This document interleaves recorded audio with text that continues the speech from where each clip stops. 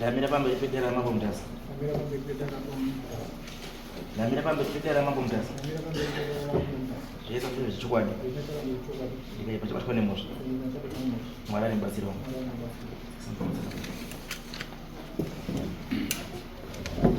Pastor Islam. Ini mwenye na wakati bila kumoza hivi. Ndio vifiri kubundi. Ini mwenye wakati bila kumoza hivi ndio ndio kuchara wote. Sasa mashule mwacho tu saka anoziboneka. Saka pani wakazoya umunzi wiri ya muka. Aita pani zvinhu nesanesa. Kumana huyu taishanda naye shua si ndazenda utawe simba. Saka wakadzauya shua dzataura nyaya tikati unomuzire kuti zvingamoza ndiki. Ni zvakanaka munhu utati nenguva isakadi ezotowe chipi. Saka maishanda zvanteta atise sekuko. Saka azodaro wakabvazoenda. Da kuti tiwongo kuti tiplan kuti tende kwezakabva zosori. Wakamboenda unotombo zvekutsvaka kwekushaya. Saka mukomana wakazoya kuti chitu. Iye uviri nyamuka auya kechitu akabva asvika kwemunhu ataura nyaya kuti mukomana wokubirike kumanitauriro kumba kuti zvakadai akadatika ndio akamboya futi ngezvati zvakanaka saka nyaya iyi yakudana sabhuku ishi because kakishi saka nyaya takabva tazoendesa pasabhuku saka sabhuku wakabva azosunga goro nayamuka kuti wauye pati wabotsanangura nyaya dzaoneso zvikazi aishuwa tati naye saka wakambovhara makumbo ere asi atinozoziva kuti zvakazofambawo sei basi tachindogara naye panapa saka zvakazoita ngezvekuti mukomana undozi nyamuko wakabva azotaura kuti iwe una witness ratobvungaisa kuti adzano witness yangu ndigoro ndandiina goro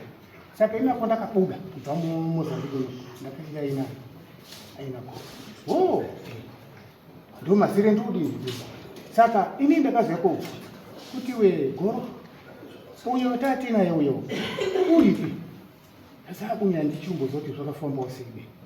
isazoziva sesezviya titi ndakasiyawo ina iyi saka ndichimbozoti zvakafamba seseibe saka mukomana wakazonga rutsana kuna nyaya kuti mukomana wakafa kugonesa bhuku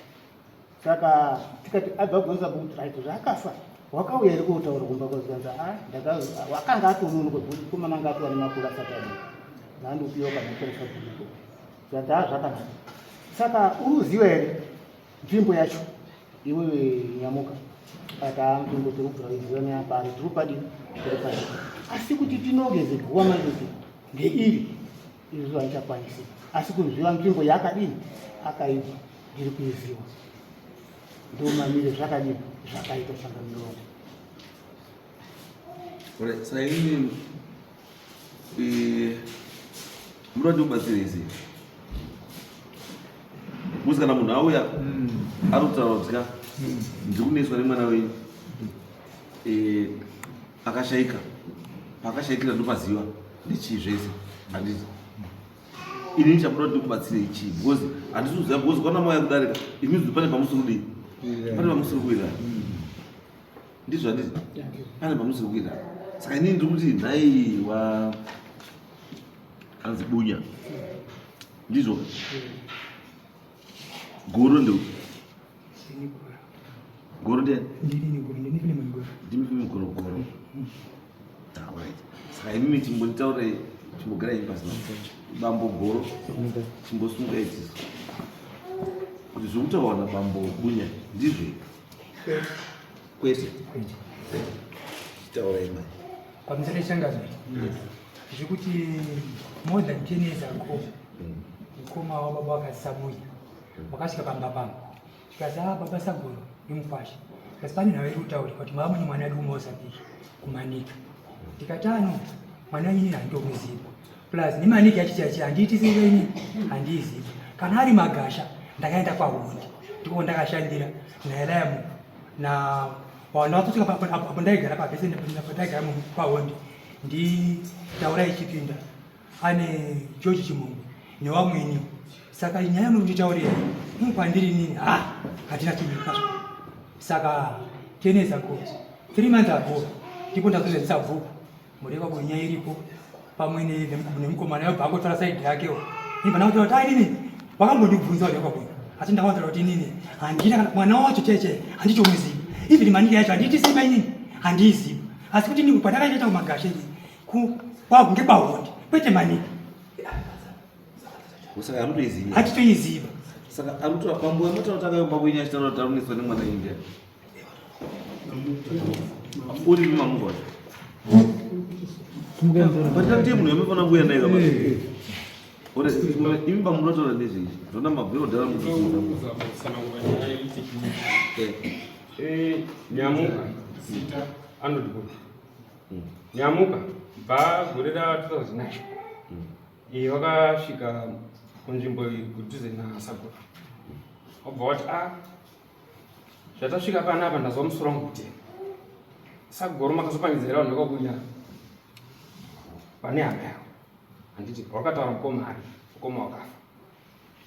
mukoma wakati hatina kupangisa mukoma wakazouya kotara kumba ndakazotera nyamuka kumba kwake nyamuka akati ishuwa hama yenyu yakafa asi yakafa handina kuganana bainge kuganana sagoro sagoro ndiye akazonditaurira kuti ndibunyi watinobva naye kwaziti saka kufa kwaakazoita inini andambobuda bunya aita zvikuwa kana nasagoro sakubuda kuna ndakaita inini ndazodzoka ndakazona bunya pasina ndakazobvunza kuti bunya aripi handiti sagoro akati wakambonzvenga ndokutaura kwake nyamuka kwauzobvunzana wangu uri kokoko nyamuka akati sagoro akazoti bunya wakaiswa sango riri upi handiti saka ndiwo matsanangura aita nyamuka nyamuka izvozvizvi vanhu vakazoedza vakamuona akazobuda angari kuchiri vanhu vakazodzika kumuona nyamuka akati aiwa inini statement yangu yekare ndiyo ndinayo inini sango ndinoriziva asi wanga uripo pakuiga munhu wakandiratidzawo ikoko ndiwana sagoro saka zadamboti atendiri nasa nyamuka yari kumozambika saka zoona kuti kana pane kukawadzana ido tichiri kumusha kuno kuti nyamuka ari kuti ndakapangidza nesagoro saka nyamuka ari kuita witness yani yasagoro apo pada kumboti padi toona kuti pakambomira sei uyu nyamuka wari kuto inini kuziva sango asi wanga waripo pakuiga munhu ndisagoro akandiratidzawo nekuti munhu akaigwa papi nekuti zita rake raakashandiswa pakuigwa zvinoitwa kumozambiki ndiri takatoenda kwasabhuku achisuko nyamuka ndiyo statement zvatoda kuti tinyaya inotekirira kuti mubatsirike uye nanyamuka uzi muna nechokwadi ndinyamuka uzi uyu kana akuramba kawo ndichazirwa manje kuti nyamuka kana ari kuonorambirana sei ende kana uyo azoramba nyamuka achipaziva then vanhu vanongoenda kana nyamuka unoidentifa sekuziva kwanokuya wanoita patirumboda nyamuka ngaamboipa kana atitauri kuti what actually happened nyamuka takamunyoresa asati akasvigwa rine so ndiyo munhu atari kutotarisira kuti ndiye ari kuita masa anotaura kana asipo manje ndiye muridzo yemunyaya nyamuka ndiye muridzo yenyaya saka kuti auya anobatwa sei right vakomana nyorai samone direct ranyamuka nyoresai madetails anyamuka acho apo saturday musechika twendani repeat next saturday yes saka next saturday nyorai tsamba uya kuno anza nyamuka iyi modzoka panapa next saturday ndo nyaya yedu ifamba kana nyamuka asipo hapana kuziva uzi uyo atoramba atozvemutaura zvevhika dhima ndika handizvizivi saka achataura namamuka kuti vhira dhima ndika paunga uri ndepapi wakaita sei bhuwe nditoona pane element yemedha uzi uyu kana kutanga kutotyaka iminzi pane munhu wautoziva wakauraya buya saka ngatisangani saturday pana musasiyane bambo imimi handizvokuti azikasamu ndichada kuya futi ichiti adi kufambirei futi muri kuya panapa saturday yes saka